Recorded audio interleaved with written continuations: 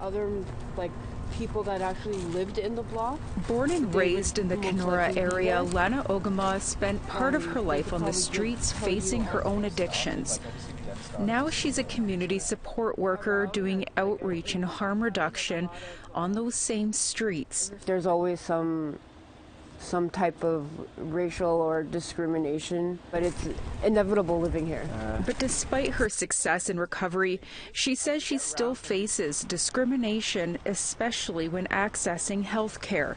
She told APTN about a time she underwent surgery in Kenora. I felt I had enough courage and built myself up the day before to be honest with them. When I told them that I was in recovery and that I used to be a drug addict, it's like their whole demeanor and the way they looked at me just changed. Here in the Fellowship Center, a central gathering place, this storage room is in high demand when people need to see a doctor. So people will come, they'll get their blood test, they'll have a consult with me. We've been trying to have a social worker in here as well, and somebody with lived experience, so the whole team is here. And then it's just constant traffic, effectively. Dr. Johnny Grech is a family physician, but offers care at this makeshift clinic.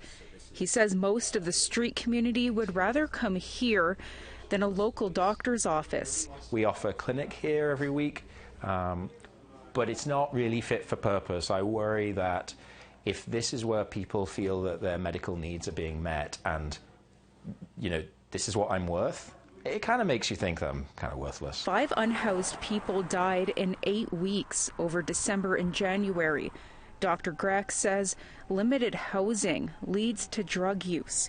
The only options for a warm space are the Fellowship Center during the day and one overnight shelter with very limited space. 44 beds for the roughly 250 unhoused. So for many people, the choice is, I'm going to stay awake all night. You don't want to die of exposure, because that very much is likely to happen if you're in the -20s to -40s. If you smoke or if you inject with meth, at least that kind of keeps your body awake for that much longer.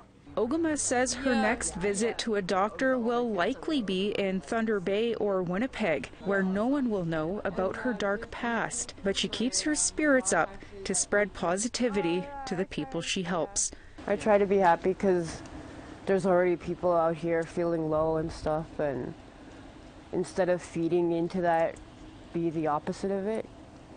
When you're not happy, just smile, because it's going to make you smile anyways. Tamara Pimentel, APTN National News, Kenora.